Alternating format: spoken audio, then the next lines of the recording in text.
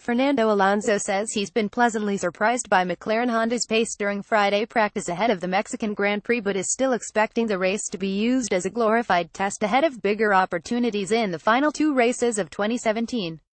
The Spanish driver ended FP2 as the best of the rest behind Mercedes, Ferrari and Red Bull, just 0.7 of a second off of pace setter Daniel Ricciardo, having also impressed in the top 10 in the morning session, but his hopes of a strong points finish at the Autodromo Hermanos Rodriguez look unlikely given the 20-place grid penalty he is set to be slapped with due to engine element changes.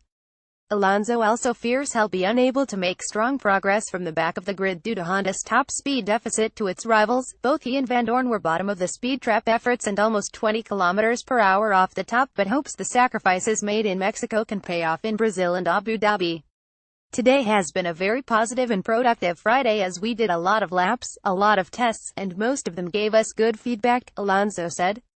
We were only 0.7 away from the fastest time and 0.2 from Bottas, so surprisingly competitive in both sessions on such a complicated circuit.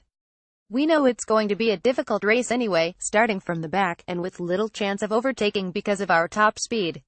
We have to sacrifice this race in order to have a fresh engine in Brazil and Abu Dhabi.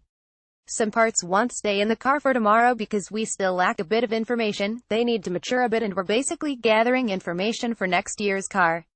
Alonso also fears he won't be able to demonstrate his true pace in qualifying in order to purposely miss Q3, which means he will be able to pick what tires he can start on, an advantage he missed out on in Japan in a similar situation enforced by engine grid penalties.